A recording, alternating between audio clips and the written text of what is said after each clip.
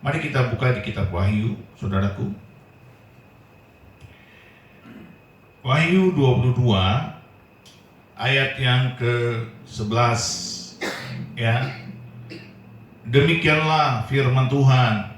Barang siapa yang berbuat jahat, biarlah ia terus berbuat jahat.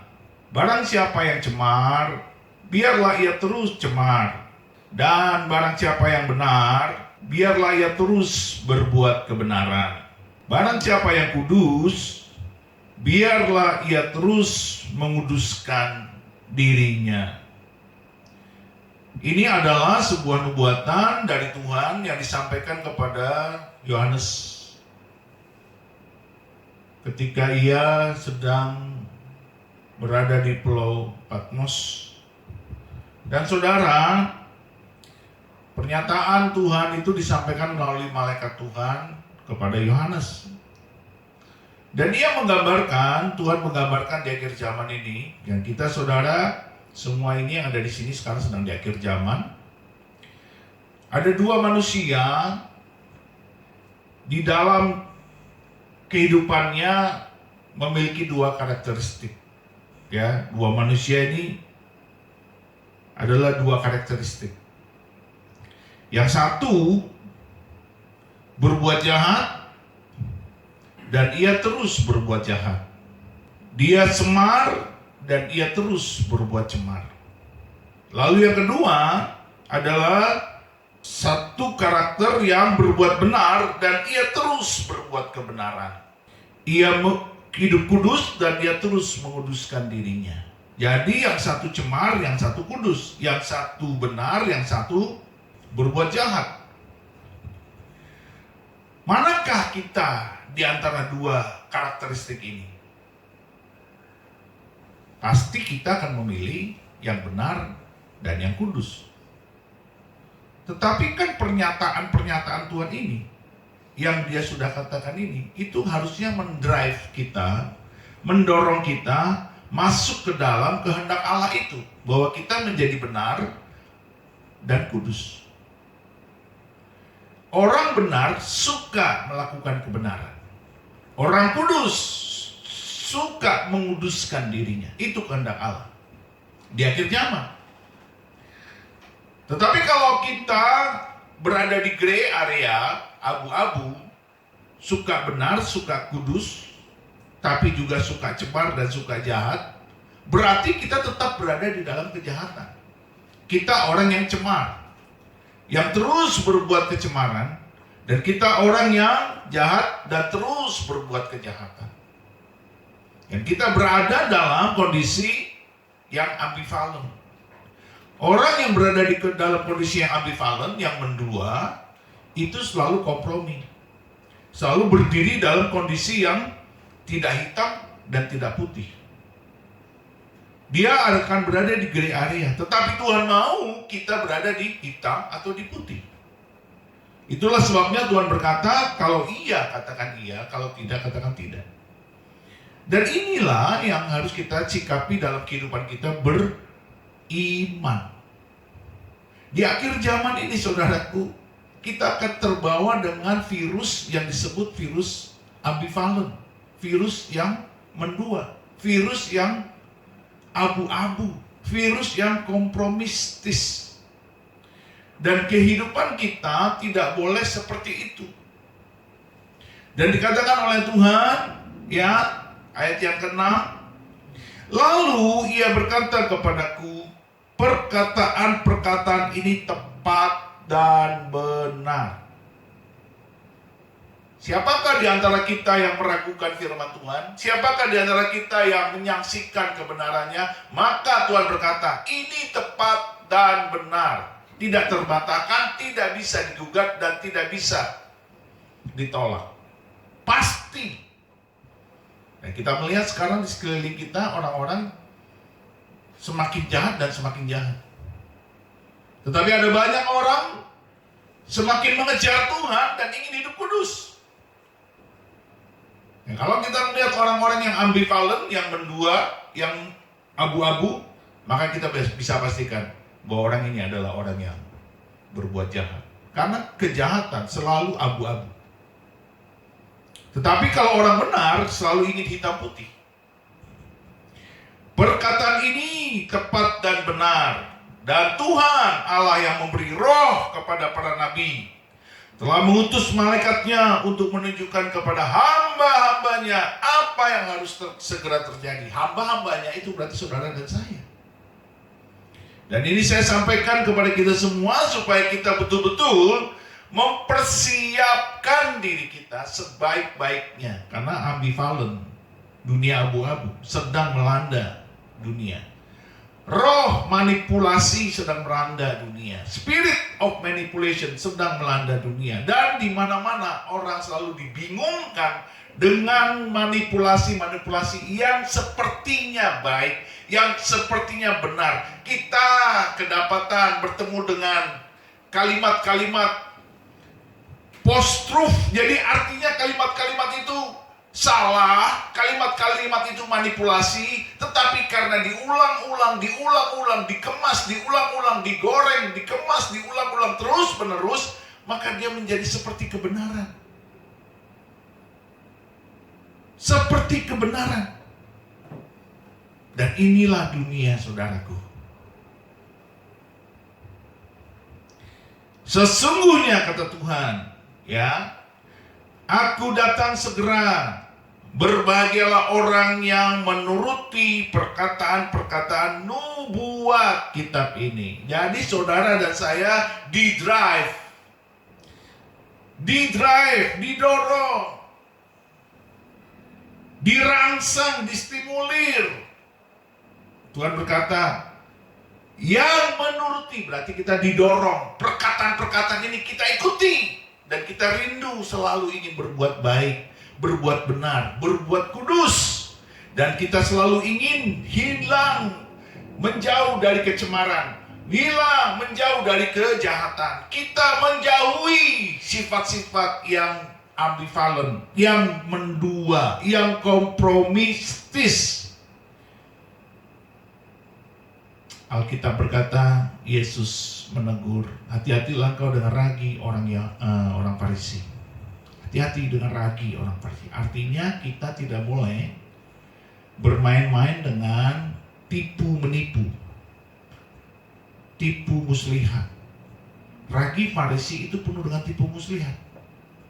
Kelihatannya baik tapi membuat sulit orang menjadi hidup saleh dan benar. Taurat itu digoreng, dipelintir sedemikian rupa sehingga orang-orang menjadi sulit untuk hidup benar. Makanya ketika Yesus berkata, manakah yang lebih baik pada hari Sabat? Menyembuhkan orang sakit atau tidak menyembuhkan orang sakit? Pada hari Sabat loh. Kalau menurut Taurat, tidak boleh melakukan apapun pada hari Sabat. Tapi Yesus menyembuhkan orang sakit pada hari Sabat. Orang lumpuh disembuhkan Tuhan pada hari Sabat. Itulah sebabnya Yesus dicerca. Itulah sebabnya Yesus diancam untuk dibunuh. Karena dia meniadakan hukum Sabat. Saudara, ahli Taurat membuat sulit kehidupan keimanan orang-orang Yahudi. Maka Yesus bilang, hati-hati dengan ragi orang Farisi. Saudara, hari-hari ini kita disesatkan dengan tipu muslihat, informasi, dan itu disebut kebenaran yang diglorify, kepalsuan yang diglorify menjadi kebenaran.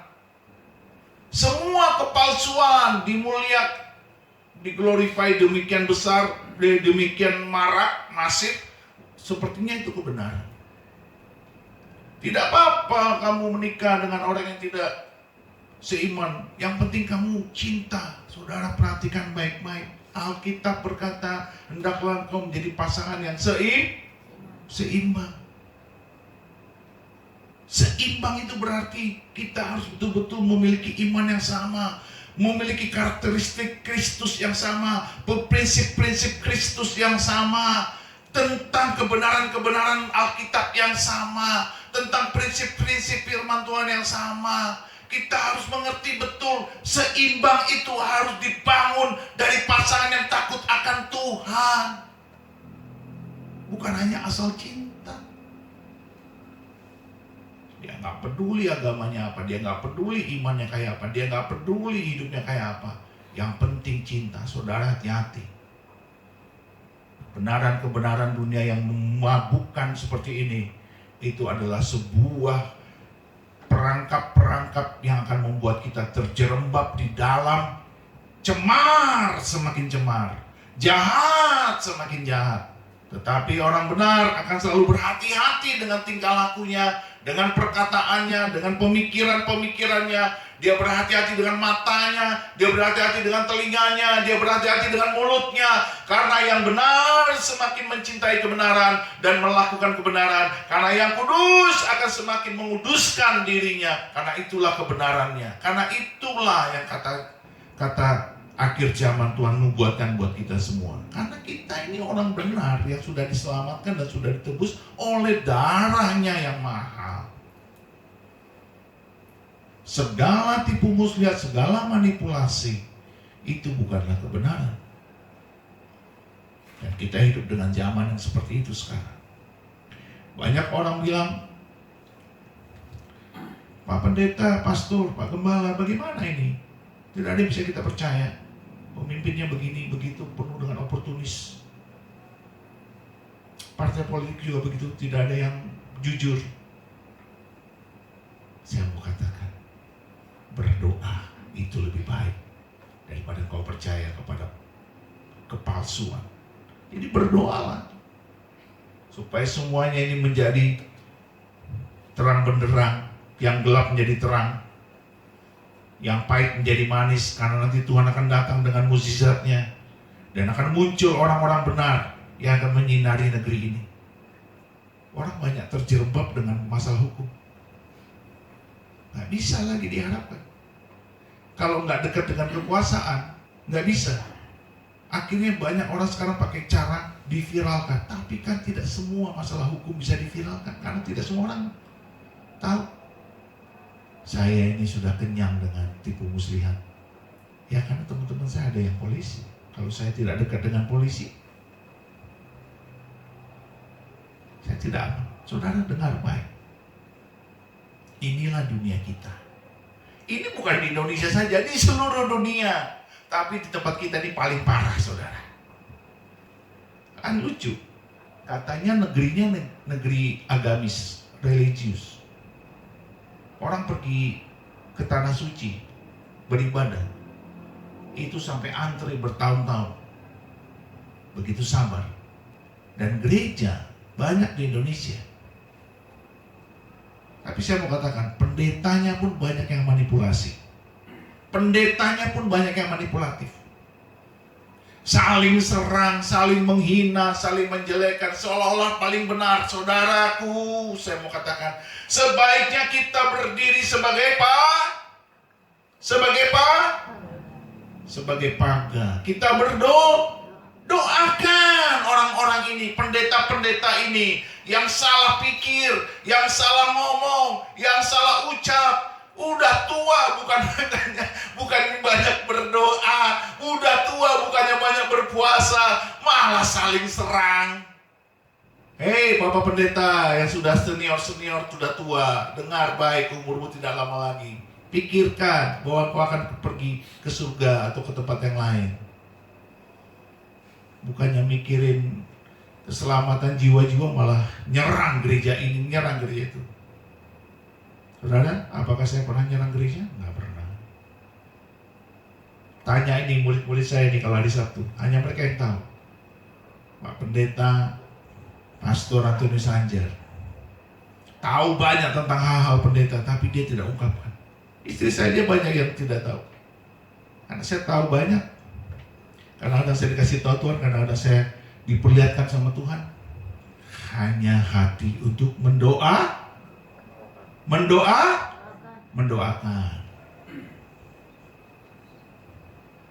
Setuju ya saudaraku?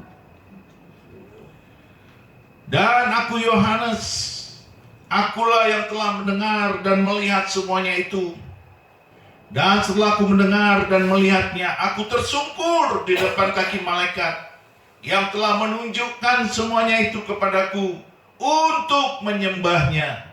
Tetapi ia berkata kepadaku, jangan berbuat demikian. Aku adalah hamba, sama seperti engkau dan saudara-saudaramu, para nabi, dan semua mereka yang menuruti segala perkataan kitab ini. Sembahlah Allah. Keren sekali nih malaikat. Dia nggak mau disembah. Kita ini kadang-kadang kan begitu. Jangankan malaikat, manusia aja sedikit baik udah kita sembah. Iya nggak?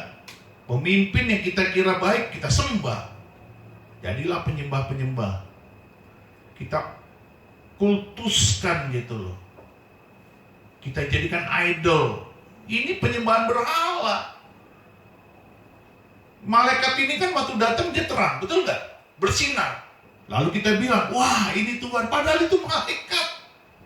Waktu mau disembah sama Yohanes, dia tegur, jangan kamu sembah aku, sembah Allah. Kita ini sama. Cuma aku malaikat, kamu manusia biasa.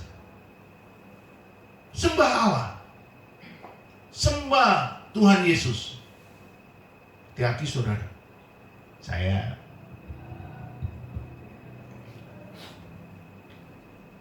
udah cukuplah saya. Udah 3 kali kan? 3 kali nih. Ini terus terang ya, kita buka aja ya. Wow, Presiden SBY. Wah itu saya puja-puja tuh. Pada periode pertama. Kayaknya bener nih. Bayangkan kayak apa tuh kita. Saya itu seperti menemukan, wah inilah pemimpin yang bisa membebaskan Indonesia dari segala korupsi. Ternyata banyak sekali ininya yang korupsi. Akhirnya saya nggak milih dia di periode kedua. Muncul Ahok. Banyak seluruh dunia memuja-muja Ahok. Karena dia anti korupsi. Bener sih. Tapi buktinya apa? Dia bercerai. Marah ibu-ibu seluruh dunia kan. The power of mak-mak. Wow, mau. Siapa suruh nyembah manusia? Tidak ada yang sempurna. Disembah. Ahok. Yang ketiga siapa? Ya ini presiden kita ini. Heran saya. Haus kekuasaan. Korupsinya di mana-mana. Waktu kemarin terakhir pidato 16 Agustus tidak sebut sama sekali soal korupsi. Ya Tuhanku, ya Allahku. Kalau begini, saudara saya mau kasih tahu, korupsi membuat kita sengsara. Jurang miskin dengan kaya semakin jauh, dan kita akan bertemu dengan banyak orang-orang yang susah cari makan, susah cari kerja, menjadi banyak pengangguran, tingkat kemiskinan tinggi. Mungkin ada yang bilang, Pak saya baik-baik saja. Saudara, engkau baik-baik saja, tetapi engkau tidak pernah bisa melihat orang-orang yang kelaparan, orang-orang yang susah makan. Pak, tapi kafe-kafe penuh. Saya kasih tahu ya, ada karakteristik dia, saya kasih tahu ya, ada karakteristik orang miskin. Mohon maaf ini, orang kalau sudah didera kemiskinan, bagaimana dia keluar dan melepaskan stresnya?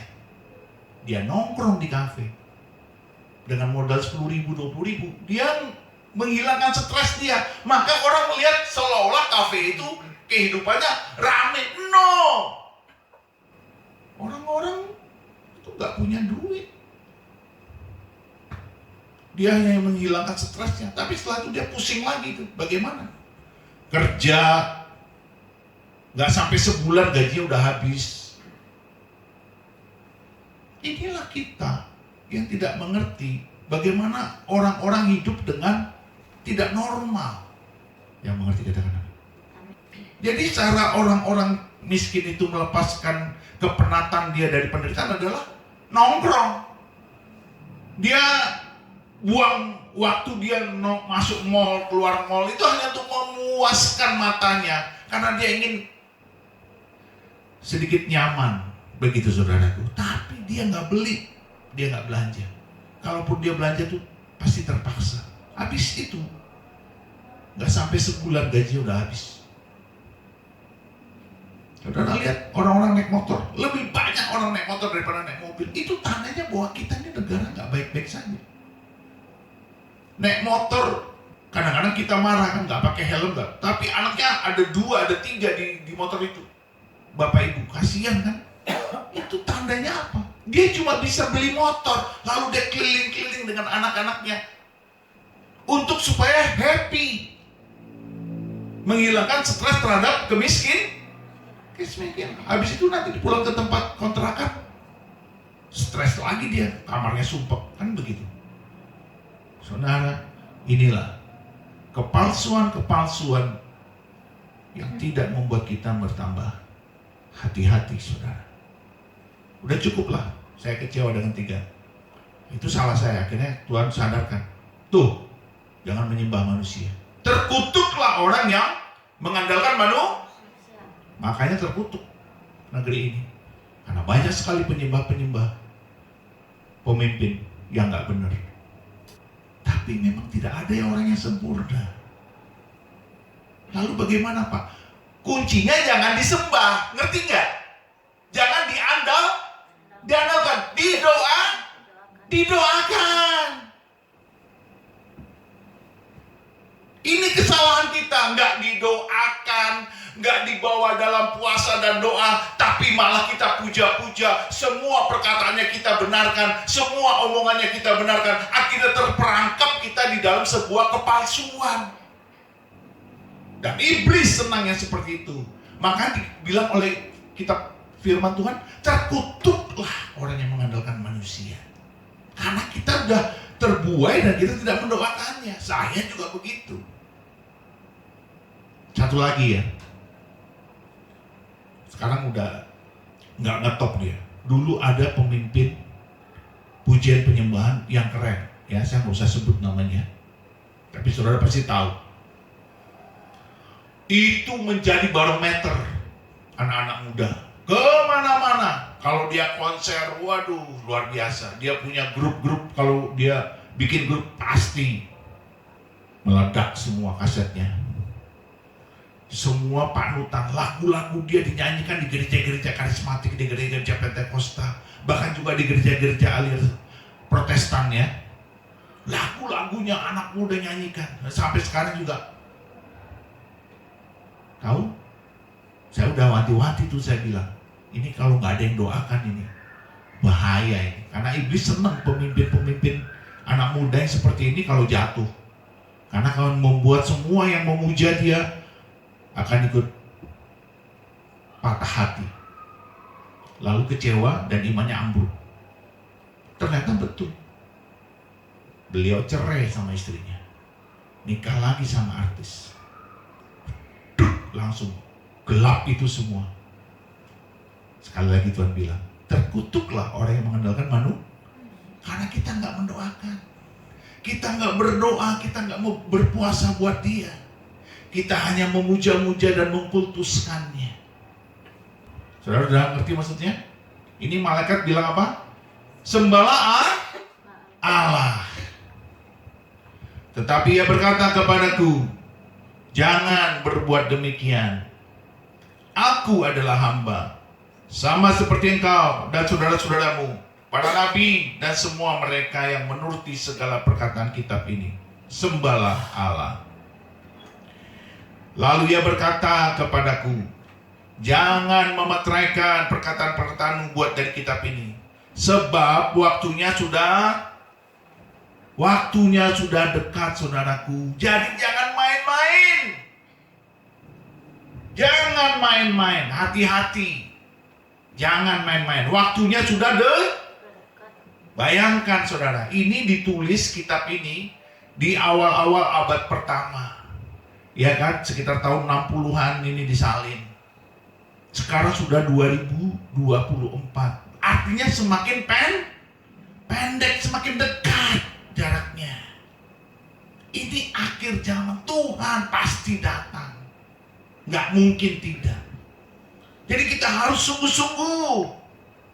Pak Pendeta, kan nggak apa-apa nanti pas begitu Tuhan the last minute di injury time datang, aku baru sungguh-sungguh. Hati-hati. Belum tentu juga engkau tahu kapan Tuhan datang. Betul tidak? Bukannya belum tentu. Pasti engkau tidak tahu Tuhan akan datang. Jadi kita harus siap-siap terus.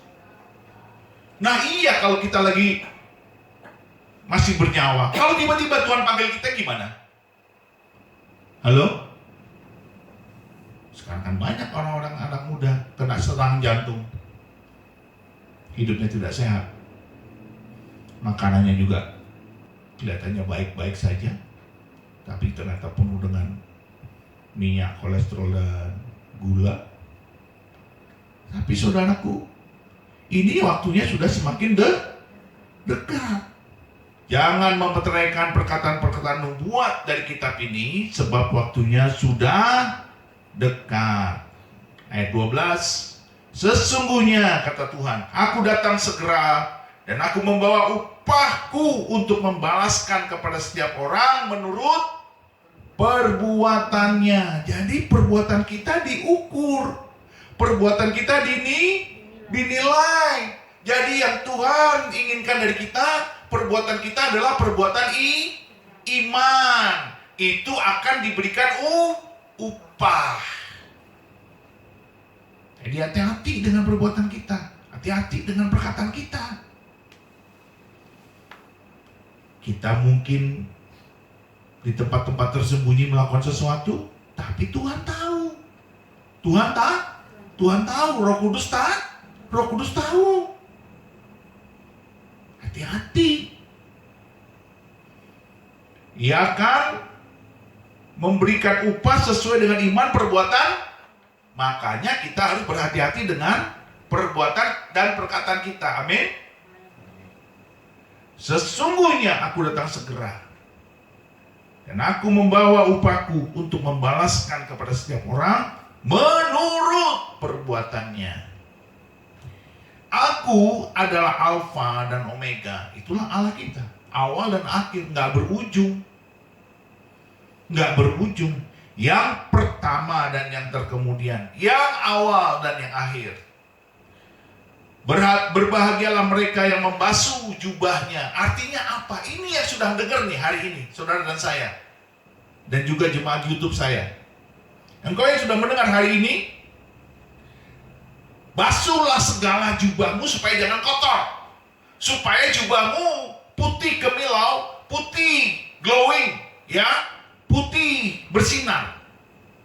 Basuh segala kelakuanmu, jangan lagi kotor. Perkataanmu jangan lagi kotor. Pikiranmu jangan lagi kotor. Perasaanmu jangan lagi kotor. Kehendakmu jangan lagi kotor.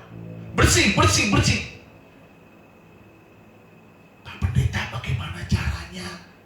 Saya sudah berkali-kali berulang-ulang, nggak bisa. Dengar baik.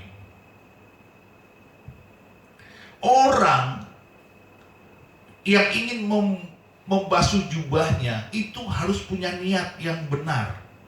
Kalau engkau ingin membasuh jubahmu, engkau niatmu itu tulus apa tidak? Kudus apa tidak? Murni apa tidak? Karena engkau memang mengasihi Tuhan atau engkau ketakutan? Kan beda. Amin. Orang yang ketakutan membasuh jubahnya berarti dia tidak mengasihi Allah. Tetapi kalau orang mengasihi Allah, dia pasti takut dan gentar kepada Tuhan. Hanya ini dengan kasih, engkau akan dibela Tuhan, engkau akan ditolong Tuhan, dia akan mengajak engkau untuk ayo. Dan akhirnya dorongan-dorongan dari hatimu akan selalu ingin hidup benar. Ini selalu hidupku. Ini kasih, saudaraku. Kalau engkau dengan ketakutan itu gak tulus. Kalau engkau dengan ketakutan itu cuma beberapa jam, engkau akan lakukan lagi. Tapi kalau engkau kasih, engkau akan terseduh-seduh dan menangis di hadapan Tuhan. Karena engkau mengasihi Allah. Oh, dia sudah mati untuk dirimu, dia sudah mati untuk jiwamu, dia sudah mati untuk hidupmu. Berarti engkau betul-betul mencintai dia dengan segenap hatimu, segenap jiwamu dan kekuatanmu. Inilah kasih. Mengerti maksud saya? Harus dengar kan? Saudara, saya tuh di rumah, tugas saya banyak. Cuci piring, cuci baju, nyapu, ya kan? Kadang ngepel, angkut ini, angkut itu. Dulu saya melakukannya dengan terpaksa, karena saya merasa bos. Kenapa bos? Ya karena kan saya dulu masih kerja. Tapi dengan seiringnya waktu, saya melakukannya dengan pertobatan. Artinya apa? Ya memang itu saya lakukan dengan kasih. Tidak ada ngomel, tidak ada. Padahal kami berjanji nih, disclaimer. Bapak sama anak laki-laki. Habis makan cuci piring ya. Habis makan cuci piring ya. Ya kadang nggak dicuci, ya sudah saya diem aja ya, saya nyuci. Dengan kan? Lama-lama saya melakukan itu dengan sukacita. Ini artinya membasuh. Saya juga membasuh kan. Membasuh keegoan saya, kesombongan saya. Ngerti nggak maksudnya? Melakukannya dengan sukacita. Kadang-kadang ada yang sudah dikasih tahu, buang sampahnya, udah penuh. Pusing juga ya kalau udah penuh buang. Harusnya kan ngerti sendiri, tapi kan nggak bisa, harus dikasih tahu terus. Ya sudah. Kadang-kadang saya menemukan, ini saya jujur aja nih, di wastafel, di tempat cucian piring, masih aja buang tisu di situ, buang ini. Harusnya kan ada tempat sampah gitu ya, buang di situ kan repot lagi saya harus. Kalau udah basah-basah, itu tempat sampah jadi basah dan itu akhirnya merembes ke lantai. Susah itu, bau. Tapi saya ya udahlah. Kita jadi bebong gitu, tahu bebong nggak? Kita jadi pembantu. Ngerti nggak? Nggak apa-apa. Inilah yang Tuhan inginkan bahwa kita di akhir zaman itu. Hapuskan semua egomu itu dengan kasih. Ngerti nggak? Halo? Jangan cinta. Jadi kerjaan saya tuh doa, baca Alkitab, lihat kesaksian-kesaksian di YouTube sambil beres-beres rumah. Doa lagi, doa. Ini peristiwa-peristiwa yang saya alami itu semua nubuatan. Ngerti nggak maksud saya, saudaraku? Saudara juga harus memandang itu. Setiap peristiwa-peristiwa yang kau alami itu nubuatan. Engkau sedang dididik Tuhan supaya engkau semakin membasuh jubahmu semakin gemilau, cemerlang. Begitu. Jadi jangan, kadang-kadang banyak hal kita tidak mengerti. Ini kenapa sih? Udah dikasih tahu kok nggak dikerjakan? Kadang-kadang, tapi itu sebenarnya Tuhan sedang mendidik kita supaya kita membasuh jubah kita. Ngerti nggak? Supaya kita semakin suci hatinya, kudus. Kok pada nggak ngerti ya? Ngerti? Nah, itu baru anak Tuhan. Puji Tuhan. Mereka akan memperoleh hak atas pohon-pohon kehidupan dan masuk melalui pintu-pintu gerbang ke dalam kota itu. Jadi kita akan menerima, wow keren banget nih, hak atas pohon-pohon kehidupan. Kita bisa makan buah kehidupan dan kita akan mengalami kekekalan. Itu keren banget saudaraku. Kita akan masuk ke dalam pintu-pintu gerbang di kota di mana di situ adalah kemuliaan Tuhan dan sinarnya itu menjadi matahari dan sinarnya itu menjadi kesukaan kita. Sinarnya itu bersinar terang tapi tidak membuat panas. Itu keren banget saudaraku. Bukan saat sekarang kita kepanasan ya saudaraku, harus ada AC ya kan. Tapi kalau kita di surga nanti terangnya Tuhan itu seperti matahari tapi kita tidak kepanasan. Amin. Ini keren banget saudara. Nah ini yang kasihan. Ayat ke-15. Tetapi anjing-anjing dan tukang-tukang sihir. Apa itu Pak anjing-anjing? Saudara tahu? Anjing-anjing suka menjilat. Jadi penjilat tahu penjilat?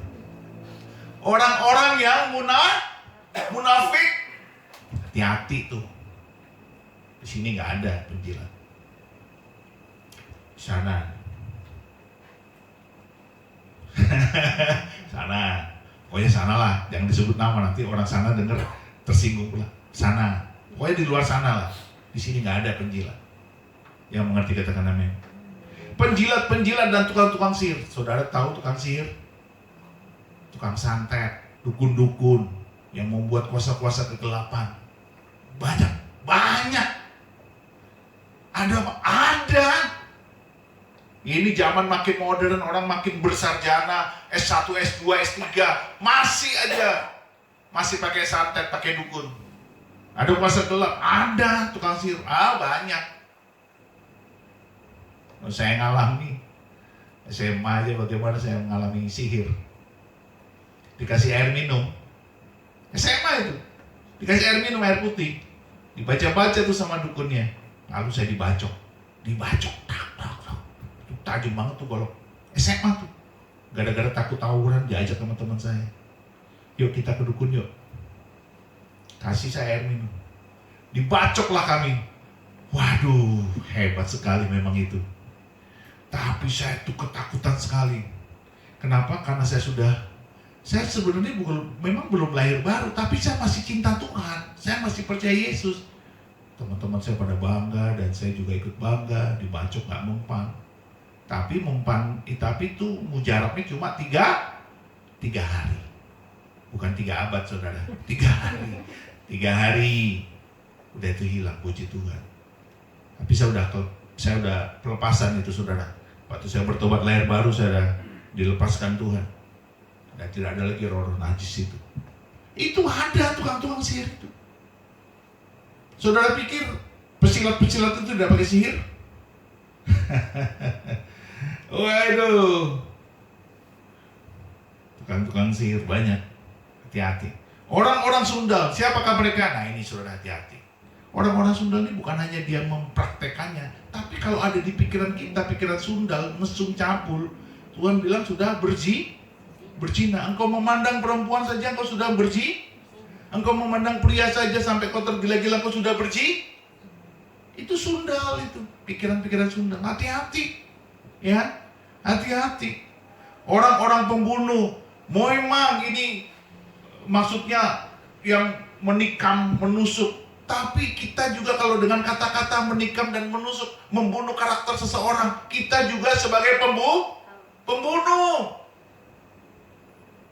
The Black Campaign, ya kan? Black Campaign itu membunuh karakter seseorang. Hati-hati. Penyembah berhala. Nah ini tadi saya bilang, jangan mengidolakan siapapun.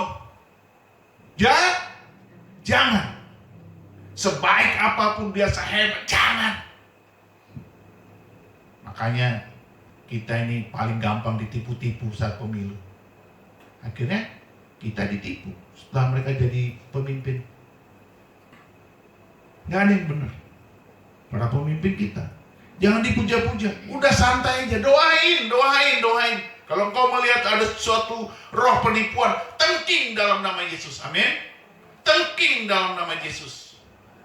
Itu kerjaan kita. Dan setiap orang yang mencintai dusta dan yang melakukannya mencintai dusta. Inilah tipu muslihat itu. Inilah yang kita sering lihat berkelindan di dalam media-media informasi kita. Entah dimanapun pasti ada penipuan-penipuan. Para pemimpin menipu, para partai politik menipu, para pejabat menipu, orang-orang miskin juga menipu, pedagang menipu, semuanya tukang-tukang tipu, tipu, ada semuanya. Ini hati-hati dan mereka suka melakukan itu. Jangan saudara kira ya, saya juga pernah ditipu sama ojol. Nipunya gimana? Dia bilang, Pak, ini tempatnya di mana? Gitu.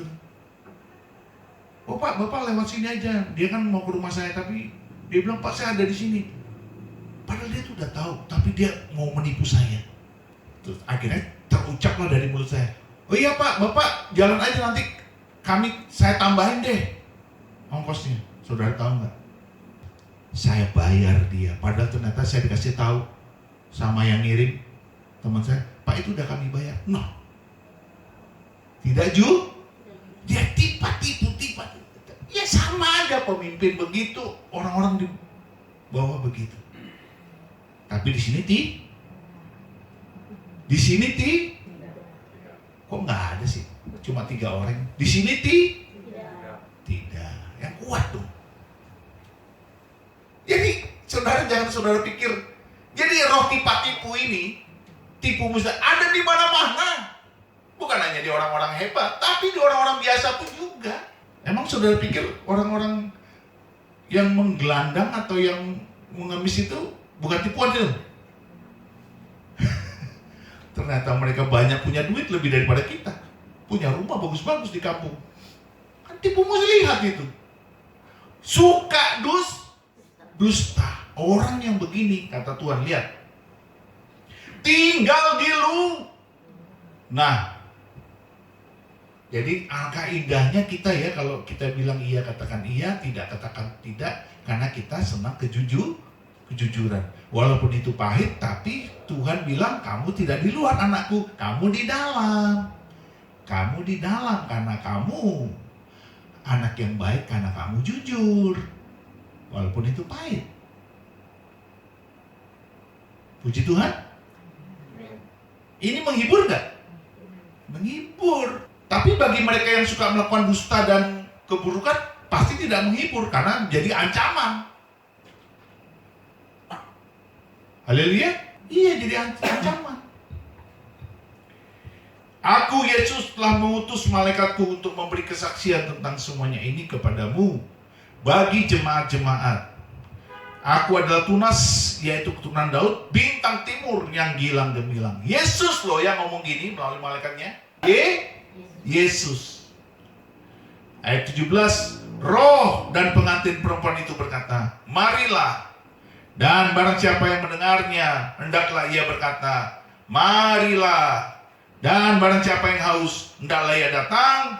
Dan barang siapa yang mau, hendaklah ia mengambil air kehidupan dengan cuma-cuma. Jadi maksud Tuhan, kalau engkau haus kebenaran, engkau haus hadirat Tuhan, datang pada Yesus, jujur. Maka dia akan menghampirimu, akan memberikan engkau kelepasan, kelegaan, pembebas.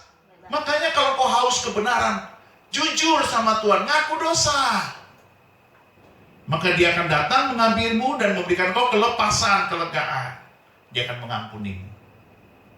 Ini maksud Tuhan. Dan barang siapa dia haus, hendaklah ia datang. Dan barang siapa yang mau, hendaklah ia mengambil air kehidupan dengan cuma-cuma. Mau. Jadi ada loh yang tidak mau walaupun dia jemaat Tuhan, karena mereka masih suka bertipu muslihat, masih suka berkelindan dengan kejahatan, dengan tipuan-tipuan, berkelindan dengan sihir, dengan penyembahan, senang disembah kan. Banyak juga anak Tuhan atau pendeta-pendeta senang namanya terkenal. Wah, kalau dia datang, ya kan, disambut, ya kan, dikasih hotel mewah, ya kan, dikasih makanan-makanan enak, ya kan, dikasih mungkin angpau yang besar, ya kan. Banyak, wah itu banyak pendeta-pendeta seperti itu, ya kan. Wah, dia menikmati itu semua. Maka ketika Tuhan bilang, engkau haus kebenaran karena engkau kosong terhadap kebenaran, maka engkau haus akan kebenaran, maka bertobatlah. Tapi dia tidak mau. Tuhan bilang, kamu di luar. Kamu di luar. Pendeta aja Tuhan bilang di luar. Makanya kita jangan ikutin pendeta yang sesat seperti itu. Ayo berjuang.